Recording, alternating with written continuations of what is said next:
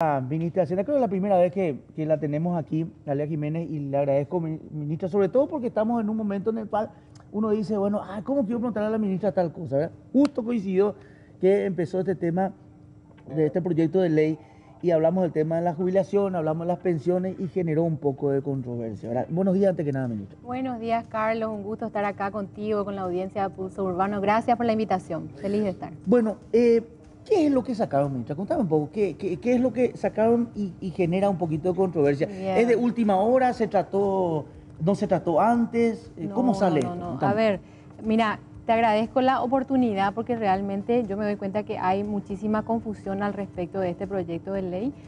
Un poco la confusión se da por un poco de desconocimiento, pero también es parte de información que está corriendo, ¿verdad? Por las redes muy rápidamente, información que no es correcta. Entonces, justamente la información que le llega a aquel que debe estar más interesado que nadie, que es el aportante en que exista un regulador, no le está llegando como debe llegarle. Entonces, aprovechemos para que vos haceme todas las preguntas que quieras hacerme. Pero, ¿qué es lo que estamos tratando de hacer acá? Nosotros estamos prácticamente tratando de cumplir con una obligación que tiene el Estado, que es la de supervisar los fondos previsionales, ¿verdad? Eso figura en la Constitución. Eso figura en la Constitución, en el artículo Estado, 95, el artículo 103, creo que justamente la Constitución habla al respecto de los fondos previsionales y de la obligación que tiene el Estado de generar un regulador, ¿verdad? Un regulador del Estado que supervise esos fondos previsionales. ¿Por qué? Porque los fondos previsionales son fondos de la gente, de los aportantes, ¿verdad? Los aportantes están ahorrando, están trabajando todos los años. Imagínate lo que vos todos los años te vas ahorrando y después resulta ser que cuando vos te querés jubilar, la plata no está. Esa situación se dio en varias oportunidades. Por ejemplo, en el caso de la Cajubi, hoy tienen ellos un déficit de 550 millones de dólares. Eso no es una cifra inventada, eso es valor presente de lo que es ese déficit que se generó ahí por justamente un mal manejo. En el caso de ellos habían invertido esos fondos en, digamos, papeles extranjeros de alto riesgo que finalmente se tradujeron en esas pérdidas muy grandes, ¿verdad? Eso por un lado. Después tenés la caja bancaria que había a partir del año 2008, debido al mal manejo que se dio en años anteriores. Justamente el Estado empieza a subsidiar el agujero que se genera dentro de esa caja por mala administración, ¿verdad? ¿Por qué el Estado subsidia? Porque justamente te encontrás con un montón de gente que se quiere jubilar y no está ahí ese aporte que estuvo haciendo a través de los años de su trabajo. ¿Por qué se dan esas situaciones? Esas situaciones se dan porque no existe un marco, digamos, las reglas del juego no son claras, ¿verdad? Entonces el partido se juega como uno quiere, por decirlo de una forma, ¿verdad? Cada una de las cajas, hoy tenemos 8 cajas previsionales, cada una de ellas define, digamos, a través de sus administradores, definen conjuntamente seguramente con sus aportantes, vamos a regularnos de esta forma. Claro. El problema radica en que yo, como por ejemplo aportante de alguna caja, de repente no tengo todo el conocimiento. Estos son temas muy técnicos, muy profundos, ¿verdad? Y puede haber una suerte de, digamos, ¿cómo puedo asegurarme yo de que efectivamente ese administrador me está contando, me está mostrando un PowerPoint, estamos teniendo una discusión muy interesante, pero yo no estoy segura de que yo tenga todo el conocimiento suficiente como para asegurarme de que eso que me están diciendo es lo correcto? Para eso debe existir un regulador, un supervisor que dice, bueno, estas son las reglas del juego, estos son los tipos de chequeos que tienen que haber, por ejemplo, análisis actuariales, ¿verdad? Tienen que haber auditorías externas, tienen que haber los balances, tienen que hacerse de cierta forma, ciertos criterios básicos que existen a la hora de administrar fondos. Claro, en el momento de regular esto hay una doble, o sea, para los dos lados es beneficioso. O sea, si yo estoy haciendo bien mi administración como administrador de una caja de pensiones, verá que me vengan y me regulen y me digan, excelente tu trabajo, yo quedo bien como administrador. Por otro, yo soy el que estoy aportando, ¿verdad? Y vienen y dicen, mira, excelente la administración que está haciendo tu gente, yo confío. Pero también me da una seguridad de que si hay una cosita, este regulador me va a decir, mira, está pasando esto. Totalmente es así, ¿verdad? Ponerle que vos estás administrando y de repente existen si no existen reglas, ¿cómo yo puedo decirte estás haciendo bien, no estás haciendo mal o estás entrando en la zona de peligro, digamos? No existe una normativa que te diga eso. Entonces, vos le decís, yo te vengo y te digo, yo soy la administradora de este fondo, de verdad, mira, acá está el PowerPoint, te muestro todos los resultados y vos decís, qué lindo, pero... Claro, pero si yo bueno, soy, generalmente el que aporta no es un entendido. Vos tenés que confiarme a Sí. mí porque yo soy la buena Sí. persona. No funciona así, ¿verdad? En un país serio, nosotros tenemos que tener reglas de juego Claro. claras, ¿verdad? Bien establecidas, bien transparentes. Y esas reglas de juego hablan simplemente al respecto de transparentar la administración, de tener criterios básicos de diversificación de inversiones, ¿verdad? De eficiencia en el manejo de esos fondos y de supervisión. De esos 4 factores, básicamente, en eso se basa este regulador. Ahora, una de las críticas que escuché y la que más se reparte en todos lados y que dice, bueno, son ladrones, nos van a llevar toda nuestra plata, es el tema, dice, van a usar nuestra plata. Como ya quisieron usar, o sea, usan en IPS para invertir en tal cosa, ahora el gobierno lo que quiere es sacarnos toda nuestra plata. Dicen algo así como 3.000 millones de dólares, algo así, que juntan todas las cajas y dicen, nos quieren sacar ese dinero y quieren administrar ellos. Eso es así. De ninguna manera. Aquí básicamente los administradores van a continuar siendo administradores y ellos van a tener la toma de decisión, ellos van a definir completamente cómo hacer esas inversiones. Lo único que se les va a decir es, existen este tipo de instrumentos, hay un montón de instrumentos en los cuales ellos podrían efectivamente poner y se les dice, no podés poner, digamos, todos los huevos en la misma canasta, ¿verdad? Porque si esa canasta cae, se rompen todos los huevos. Así de simple es, ¿verdad? El criterio de diversificación. Pero al mismo tiempo hay, por ejemplo, una suerte de preocupación que tienen especialmente cajas como, por ejemplo, la de la ANDE. Por los depósitos. Por los depósitos. Sí. En el caso particular de la ANDE, justamente hablamos ayer con un representante de la caja de la ANDE que nos mostraba, miren, nosotros tenemos la siguiente situación. En nuestra caja nosotros prestamos aproximadamente el 80% de nuestra cartera está colocada en préstamos a nuestros, digamos, asociados, los aportantes, que son justamente personas que trabajan en la ANDE, ¿verdad? Entonces, estos préstamos tienen una morosidad de 0.2%, es bajísima la morosidad según lo que nos cuentan, y también 15% de intereses, ¿verdad? Se paga. Entonces, en ese caso, ahí vos tenés por lo menos lo que nos muestra en ese PowerPoint. Yo no puedo verificar que esa información sea exactamente así, pero lo que él me muestra en principio pareciera ser que esa inversión es muy buena, ¿verdad? La morosidad, el riesgo es muy bajo y por otro lado el retorno es alto. Eso es lo que se busca. Entonces, de ninguna manera, si se verifica que esa información efectivamente es real, ¿verdad? Porque eso también hay que verificar, finalmente uno va a aconsejar, obviamente, si esa es una buena inversión que da un buen retorno y tiene bajo riesgo, adelante con ese tipo de inversiones. Ahora, una cosita, yo le puedo decir a la ANDE, bueno, está bien, está su recuperación, pero le digo, no, vamos a invertir tu plata ahora en esto. No, yo le puedo dar desde el ente regulador de ninguna esto, manera, decirle, de ninguna manera. Esta plata vamos a usar ahora en esto. No, absolutamente eso es irreal. Lo que se va a decir es, este es el abanico de instrumentos que existe y no le vamos a restringir, se va a ampliar el abanico y se les va a dar ciertos criterios, ¿verdad? Criterios que tienen que asegurar que ese abanico de instrumentos en los cuales ellos pueden poner ese dinero cumplen con ciertos criterios de riesgo, ¿verdad? Tienen que ser de bajo riesgo y del máximo retorno posible, ¿verdad? Pero lo importante es resguardar los fondos, ¿verdad? Entonces eso se va a ir mirando, monitoreando y como ustedes saben, los instrumentos también van cambiando, ¿verdad? Los riesgos no son constantes, como el país, ustedes siempre escuchan la calificación de riesgo, se va monitoreando y va cambiando, cae, sube, etcétera. Bueno, lo mismo pasa con los instrumentos, todos los instrumentos financieros. Finalmente, uno debe analizarlos, monitorearlos constantemente. Una inversión que era buena en un momento puede tornarse mala en otro momento. Por eso es que es clave que exista un regulador que te diga, mira, en este caso estamos viendo que se empieza a encender la luz amarilla, anaranjada, ¿verdad? Entonces, a tiempo, de manera a evitar situaciones como, por ejemplo, la caja bancaria. De ninguna manera el regulador puede tocar o decirle vas a poner tu plata acá. O sea, el administrador es el que define las cosas. El administrador define, ¿verdad? Y no se le va a decir, no se le dice nada, más que nada se le abre el abanico de cosas donde pues, y se le da ciertos criterios que como dijiste vos muy bien, eso si yo soy un administrador, yo voy a estar feliz.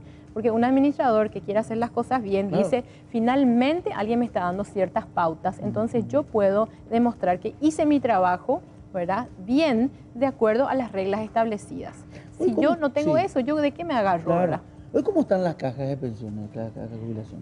Bueno, hoy tenemos, en lo global, las cajas de jubilaciones están ya deficitarias, muchas de ellas. En particular, te puedo hablar de la caja fiscal, por ejemplo. La caja fiscal tiene, por ejemplo, aportantes de diferentes sectores del Estado. Sí. Las cajas deficitarias hoy son las cajas del sector docente y las cajas de militares y policías. En el año 2017, el año pasado, ¿verdad?, el Estado con impuestos, ¿verdad?, de los contribuyentes saldó el agujero, digamos, que tiene la caja de militares y policías. Eso representó 130 millones de dólares, ¿verdad? 130 millones de dólares de impuestos. Vos pagás tus impuestos, ¿verdad? Sí, sí. Bueno, tus impuestos, impuestos de todos nosotros, Sí. 130 millones, eso va a cerrar el agujero que tiene la caja de militares y policía, por ejemplo. Por otro lado, la caja de los docentes tuvo un déficit de aproximadamente 50 millones de dólares el año pasado. ¿Cómo se saldó eso? Eso se salda con el aporte de otros sectores de la caja fiscal. Por ejemplo, de la función pública, ¿verdad?, funcionarios de otros sectores, magistrados, profesores de las universidades, ¿verdad?, aportantes de las universidades. Todos ellos están de cierta forma subsidiando el mantenimiento de la caja docente, ¿verdad? Entonces, ese es otro tema. Ahora, ¿pero por qué se llega al déficit de esas cajas? Se llega al déficit de esas cajas por varios factores, ¿verdad? Por un lado, yo creo que un factor clave es que no existe regulador, ¿verdad? Pero hay dos pedazos ahí que hay que separarlos y entenderlos muy bien. Por un lado está la parte de inversiones, ¿verdad? Vos tenés los fondos y los invertís y eso te genera retornos, ¿verdad?, intereses que te ayudan a que esos fondos vayan creciendo y sea sostenible en el tiempo. Le da cierta sostenibilidad.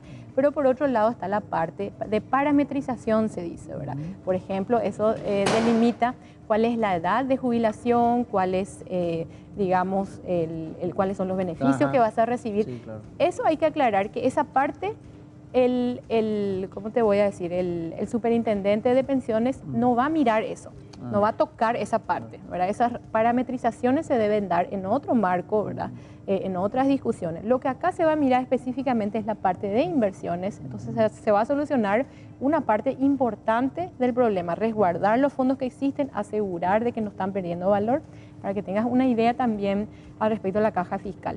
76% de la caja fiscal aproximadamente está hoy sentada en el Banco Central del Paraguay. Imagínate lo que 76%. Es eso. Vos aportás tu plata y a través de los años todos conocemos la inflación, ¿verdad? Sí. La inflación básicamente le resta valor al dinero, año a año va perdiendo valor si es que no gana un interés. Entonces esos recursos, esos aportes de los trabajadores están perdiendo valor año a año y es un montón, un bolsón grande de dinero, son más o menos 800 millones que están sentados en el Banco Central, ¿verdad? El resto, el 25%, ha sido colocado en la AFD. Estamos muy felices por eso, porque la AFD son instrumentos AAA, ¿verdad?, de bajo riesgo, buena calidad, y eso generan ciertos intereses. Un pedacito está ok, sí, pero vos tenés un gran pedazo, 75% aproximadamente, que está perdiendo valor. Eso debe colocarse en instrumentos de bajo riesgo y de buen rendimiento. Ahora, hablamos del IPS y ahí se genera una suerte de temor, ¿verdad? Y inclusive las voces que hablan de que, bueno, ya definieron de invertir nuestra plata en esto, nos están sacando, ya hay un panorama así un poco muy negativo de que ya los de ahora no van a tener más su jubilación. O sea, ¿cómo se le da una tranquilidad al asegurado de IPS No, en eso? muy por el contrario. Lo que se va a dar a través de esto justamente es generar mayor transparencia en el sistema, ¿verdad? Mayor transparencia en la administración, mayor claridad y estándares bajo los cuales uno pueda decir, mira, esta es más o menos la línea correcta, y cuándo nos estamos saliendo de la línea o cuándo debemos encender. Estos son, como te digo, auditorías externas, análisis actuariales, ¿verdad?, balances de los fondos previsionales, ¿verdad?, balances financieros que van a contarte cuál es el nivel de salud de ese fondo previsional en particular y van a decirte, mira, acá estás un poquito, ¿verdad? En el caso de IPS, otra vez, tenemos algo así como, creo que 78% más o menos de los fondos del IPS están colocados en instrumentos de banco. Un 64% está en CDAs y un 14% está en depósitos abiertos, ¿verdad?, a vista. Entonces, eso es básicamente, hay muy poca diversificación de esos fondos. ¿Y qué pasa si algo sale mal con ese banco en particular, ¿verdad? Eso es un riesgo muy alto. Entonces, acá lo que se le va a permitir es tener un abanico más amplio de inversiones, de bajo riesgo. Hay muchos instrumentos en los cuales se pueden invertir o se van a ir generando también en el mercado financiero, pero eso no significa que cualquier cosa que salga vos podés poner la plata ahí. Justamente para eso está este consejo de inversiones que te va a decir, mira, nosotros después de hacer el análisis y la calificación de riesgo de este instrumento particular, recomendamos o no recomendamos hasta cierto punto hacer inversiones en este tipo de instrumentos. Claro, pero al final el Consejo IPS es el que define otra vez qué va a pasar con eso. Totalmente. No es que te dice, la superintendencia le saca las atribuciones al Consejo de IPS en definir a dónde va la plata. Absolutamente no. Las atribuciones las van a seguir teniendo. Lo que no van a tener es una total arbitrariedad. Es un arco libre, es lo que tenemos hoy, ¿verdad? Porque se hablaba ahí del tema, y ahí justamente, no van a sacar algo que tiene que ver con la columna vertebral del tema de las pensiones, que es lo social.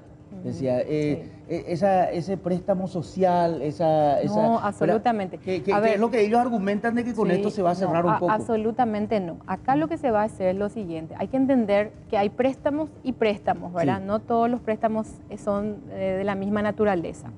Como mencionaba hace un rato, en el caso de la ANDE, por ejemplo, ¿cuál es la situación ahí? Según lo que nos mostraron, ¿verdad? Sí.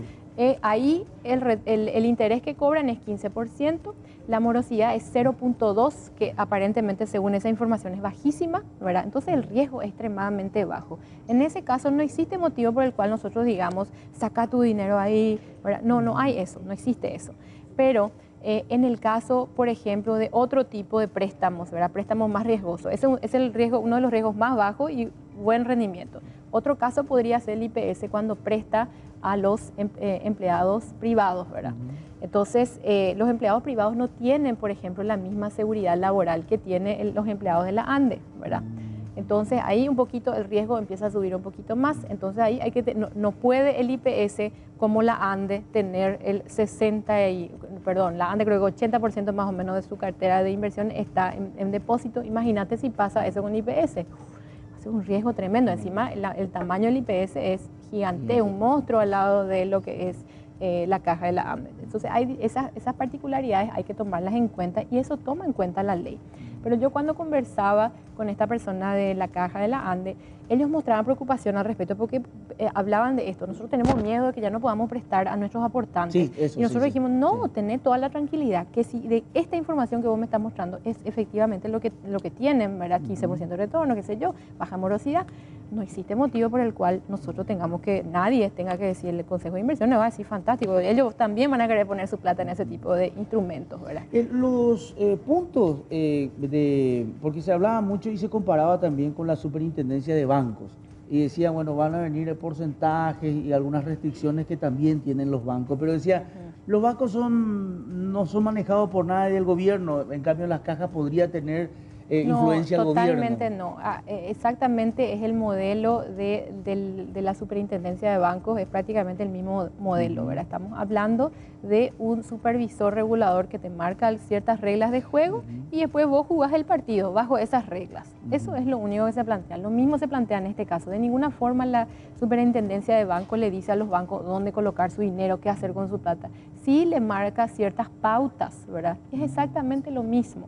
Exactamente lo mismo. Y acá yo creo que hay que enfatizar la preocupación realmente debería ser hoy. Lo único que va a cambiar es hoy vamos a tener un regulador, alguien que nos va a decir, alguien que nos va a sonar la alarma cuando algo está mal, ¿verdad? Alguien que nos va a marcar las pautas, las reglas de juego. Entonces, si yo fuera aportante, yo estaría celebrando, en vez de quejarme, yo estaría celebrando hoy. Es por eso que yo creo que la información que le termina llegando a ese aportante no es la información correcta, es una información tal vez tergiversada, tal vez errónea, ya sea a propósito o sin querer, ¿verdad? Pero la información definitivamente no le está llegando como le debe llegar, esta es una excelente noticia para todos aquellos que están confiando hoy a ciegas, porque no hay regulación y no hay criterios básicos de rendición de cuentas, por decirlo de alguna forma, de cómo se están administrando esos fondos. Ahora, ¿por qué en este momento? Porque también escuché cuestionamiento de decir, bueno, ¿por qué ahora sacan esto, verdad? Y muchos decían, se está yendo ya el gobierno, ¿por qué necesidad de tirar esto? ¿Por qué no dejan al próximo gobierno que vea cómo manejar, verdad? ¿Qué necesidad había de último momento? Dice, bueno, ahora quieren aprobar esto y llevarse toda la plata.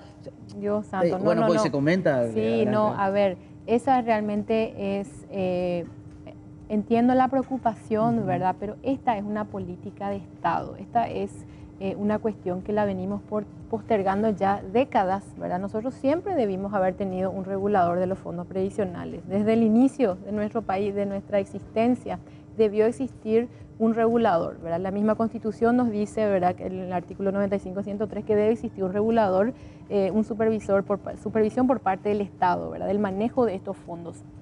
Entonces, esta ley se vino trabajando, yo creo que empezó, tal vez habrá empezado antes, pero empezó con unos análisis que había solicitado, creo que el ministro Dionisio Borda, que me disculpe si me equivoco, pero así es como yo conozco la historia, ¿verdad? Luego, creo que Manuel Ferreira pasó por manos de él, también se fue gestando por un tiempo, después vino Santiago Peña fue justamente que en el año 2015 ya había cerrado una primera versión, eso se había planteado al Congreso, finalmente se retrocedió en eso, porque en ese momento otra vez se armó una gran discusión, entonces ahí se alargó ese proceso de diálogo, otra vez volvimos a dialogar, se acomodó, se incorporaron muchas cosas que se pidieron, ¿verdad?, que eran cuestiones que desde el punto de vista del diseño de la ley no afectaban el punto principal de la ley, que es que exista un regulador que no esté capturado por el regulado, ¿verdad? Entonces eso no puede dañarse, porque si no, no tenemos nada. Entonces finalmente en abril de 2017, el año pasado, se vuelve a meter la ley después de todo ese proceso de amplia discusión que se dan con los diferentes representantes de trabajadores y de empleadores, ¿verdad?, y las entidades del Estado, ¿verdad? Fue muy amplio, mucho intercambio, y finalmente esto quedó desde abril, está en el Congreso. Yo creo que hoy es simplemente el hecho de que empiezan a moverse muchos proyectos de ley que estuvieron varados por el ciclo político, o sea, el ciclo electoral, ¿verdad? El ciclo electoral siempre lleva mucha atención de todos, eso terminó hoy y hoy volvemos a nuestras tareas regulares y es por eso que empiezan a analizar este proyecto. Ahora, está bien, la superintendencia tiene ese control. ¿El Parlamento tiene de alguna manera, no sé si en la ley, o tiene algunas atribuciones de decir, bueno, espera, veamos qué está haciendo la superintendencia de pensiones? O sea, ¿existe ese mecanismo? Yo creo el Parlamento siempre tiene esa atribución de pedir información al Poder Ejecutivo. Ellos constantemente, por ejemplo, en el caso del Ministerio de Hacienda y de todas las entidades del Estado, ellos tienen esa atribución de pedir información de qué está pasando, qué está haciendo, queremos... no sé, rendición de cuentas, eso es parte de su rol. Yo digo nomás porque hoy hay mucho cuestionamiento, ¿verdad? Sí. Y todo, vos sabés que la duda siempre existe, ¿verdad? Sí. Vos podés tener buenas intenciones como ministra de Hacienda y es saludable tener dudas. El administrador dice, no, ella lo que quiere es trabajar para sacarnos toda nuestra plata, ¿verdad? Es lo clásico, ¿verdad? Que es lo que se está comentando ahora. Yo como administrador en un momento dado dice, está bien, la ministra de Hacienda se fue, ella tenía buenas intenciones, pero vino y ellos sí tienen una mala intención. Entonces, ¿a quién yo recurro? Entonces, puede existir que el Congreso también haga un análisis o diga, che, ¿qué está haciendo la superintendencia? Por supuesto. O sea, tiene que haber un mecanismo, pues, también, ¿verdad? Por supuesto, y ese mecanismo es un mecanismo natural que lo establece la misma Constitución, ¿verdad? Ellos van a pedir informes, ¿verdad? Y siempre va a estar la Contraloría Ciudadana, la Contraloría, la Auditoría del Poder Ejecutivo, el Congreso Nacional. Ellos van a tener siempre las mismas atribuciones, pero aparte de eso, la superintendencia va a tener este comité de inversiones, que es la parte más jugosa, digamos, de este proyecto. ¿Y cómo va a estar conformado ese comité? Ahí vas a tener representantes del Ministerio de Hacienda, Comisión Nacional de Valores, el Banco Central del Paraguay, el Ministerio del Trabajo, un representante de la caja privada, un representante de la caja pública, un representante de los empleadores y un representante de los empleados. Es decir, la confabulación tiene que ser tan grande que todos los sectores tienen que sentarse y vamos a hacer algo malo, acá vamos a... Imposible, ¿verdad? Y aparte ellos ni siquiera pueden influir de tal manera porque simplemente lo que van a hacer es generar criterios básicos que finalmente yo como administrador voy a mirar y voy a decir, bueno, cumplo o no cumplo con eso, no sé, pero yo de todo ese abanico que me van a decir, está bien poner acá, yo voy a elegir, yo quiero poner acá, yo quiero poner acá, yo quiero poner acá, acá. Lo único que me va a decir es, por ejemplo, instrumentos de moneda extranjera de alto riesgo, altísimo riesgo, nos te recomendamos poner la plata ahí. Pero ¿qué pasa si hacen igual? Vos no me recomendaste como superintendencia, pero hacen igual, ¿qué pasa? Claro, para eso existe el regulador que va a decir, acá tenemos que hacer sonar la campana, mira, acá de acuerdo al balance de este fondo previsional, se pusieron recursos en lugares donde no está permitido, ¿verdad? De alto riesgo, podría tener un impacto negativo en la sostenibilidad de esos fondos, podría, qué sé yo, causar, y es ahí que tal vez incluso se podría llegar a la intervención. Primero van a haber, ¿cómo te voy a decir?, advertencias que se van a ir dando, por eso está la necesidad del monitoreo. El monitoreo debe ser constante, vos monitoreás y ahí, cuando algo raro pasa, sale el supervisor y te dice, advertencia, acá algo medio rarito está pasando, ¿verdad? Pero eso es importante también para... Venía a informarme qué pasa. Y si se informa, está todo, bueno, está bien, pase. O si no está bien, se dice, espera, acá hace falta una intervención, porque realmente parecía ser que esto es algo que puede tener un impacto significativo en la vida de estos fondos previsionales. Sí, porque escuché también que de repente no pueden intervenir porque se les antoja. Era el tema también, no o sea, pueden intervenir. Justamente las reglas de juego claras son claves para todo, para el sistema financiero, para el país, ¿verdad? Son reglas de juego transparentes que van a decir qué yo puedo hacer en qué casos como regulador y qué yo puedo hacer en qué casos como regulado, en este caso como administrador de los fondos. Para no sobrepasarme como regulador también. Nadie se debe sobrepasar. Exactamente. O sea, ahora entiendo, porque si vos tenés un consejo, vos le decís, no, cuidado, no vaya a invertir en esto. Pero yo digo, no me importa lo que diga, yo invierto, yo soy el administrador, ¿verdad? Me va a salir bien. Me puede llegar a salir bien, pero yo tengo mi regulador que me da la alerta y me está controlando. Si sale bien, perfecto. Pero si no sale bien, interviene. Sí, si no sale bien o si es medio raro, si suena raro, tiene un riesgo muy alto, ¿verdad? Ahí hay que sonar todas las campanas y los aportantes tienen derecho a estar informados de esa situación. Esa campana, claro, ahí está el punto. Pues, o sea, yo entiendo el caso de los administradores cuando te sentís controlado, ¿verdad? Porque yo lo que siento un poco es ese control.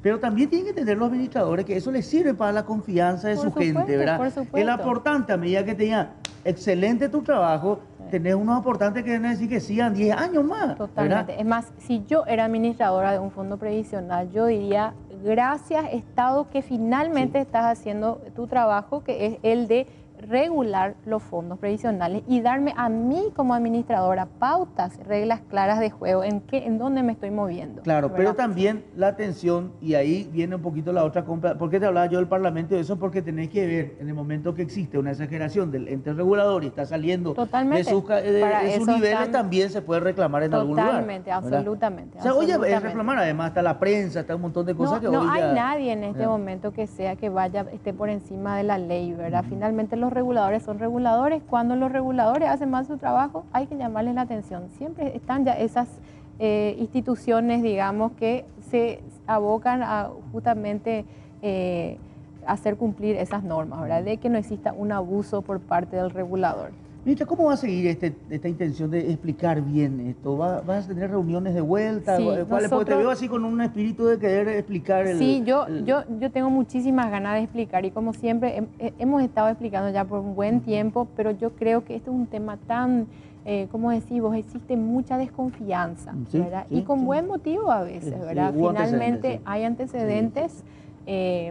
Un antecedente del caso de una caja que fue mal administrada fue justamente la caja bancaria, como mencionamos. Imagínate lo que significa para el Pico, 100.000 millones de guaraníes entre el 2008 y el 2017 fue, digamos, sacado de ingresos genuinos del Tesoro, que son impuestos, para cerrar ese agujero que se generó en esa caja bancaria. Gravísimo eso. Tenemos que evitar eso. Y nosotros estamos abiertos al diálogo. Justamente el día anterior, ayer, tuvimos la conferencia de prensa, dijimos eso, al final de la conferencia seguimos abiertos. Justamente estoy muy feliz porque se acercó también esta persona no quiero decir nombre, pero la persona que representa la caja de la ANDE, ¿verdad? Y expresó su preocupación y finalmente dijimos, mira, no te preocupes, si necesitas que esto se ponga de manera más explícita, nosotros mismos podemos recomendar al Senado que haga ese cambio. Y también estamos en conversación todavía con la FEPRIN, con la UIP, ¿verdad? Y los trabajadores, la CUT, ¿verdad? Que estamos en diálogo todavía. Justamente estamos trabajando nosotros este fin de semana para poder, ellos habían pasado una vez más algunas preocupaciones. Yo creo que lo que ellos plantean es un poco una diferencia de vocabulario, ¿verdad? Porque yo leo los 3 puntos, digamos, que quedan pendientes, por decirlo de alguna forma, y digo, pero esto ya está en la ley. Ya está. Pero parece ser que no convence la forma en que no se está interpretando. Pensemos un poco más qué palabrita podemos cambiar de manera que refleje con tranquilidad que en ellos, de que efectivamente eso ya está siendo reflejado. Ministra, ¿usted ya tuvo diálogo con el gobierno que viene sobre este punto? Ya, ¿ellos están enterados de todo, de cómo está? ¿Mario Ago sabe? ¿O no va a venir y va a sacar todo? No. Más allá de diálogo con el gobierno entrante, lo que nosotros venimos trabajando, Benigno López es ¿cómo se llama? Es una mano derecha, diría yo, de su hermano, ¿verdad? Mario Ago, el presidente electo. Pero aparte de eso, también es hoy el presidente de IPS, ¿verdad? Y es una persona con la que hemos venido trabajando en este proyecto también a través de los años y también fue partícipe de las discusiones, ya sea él o su gente dentro de IPS, ¿verdad? Y esto se dialogó bastante, ¿verdad? O sea, todos estamos al tanto. Justamente ayer en la conferencia de prensa estaba Benigno, no quiero decir que él representa al gobierno entrante, pero de cierta forma sí, la información está, ¿verdad? Y más allá de eso, hay que entender que esto no es una cuestión de un partido, no es una cuestión de un gobierno de turno, esto es una cuestión de política de Estado de largo plazo y es una necesidad urgente, como habíamos dicho ayer. Bueno, había varios temas para enfocar con la ministra, pero nos centramos en esto porque creo que es un poquito muy más importante, te agradezco la oportunidad. Y tengo que preguntarle a la ministra, yo sé que así, pero ¿vas a seguir como ministra? ¿Ya te hicieron la propuesta? Benigno López te dijo, me gustaría contar con... Todavía, a mí no me hicieron ninguna propuesta. Obviamente si me hacen alguna propuesta mira, vamos a conversar al respecto, pero hasta este momento yo no tengo absolutamente ningún tipo de propuesta. Bueno, gracias ministra. Muchísimas gracias Carlos, un gusto. La ministra de Hacienda, Lea Jiménez, entonces, 37 años de ministra. 37, 37 años y la primera mujer ministra en el Paraguay. En la historia del país. Sí. Así que mucha responsabilidad también. Tremenda. Viniendo de actividades también a nivel internacional. Y bueno, y aquí con una difícil tarea ahora de definir si continúa o no siendo ministra de Hacienda, ¿verdad? Una vez que le propongan. Sí, según ella dice que todavía Benigno López, que tuvieron ya muchas reuniones, todavía no le dijo nada. Bueno, gracias, ministra de Hacienda. Gracias, muchas gracias.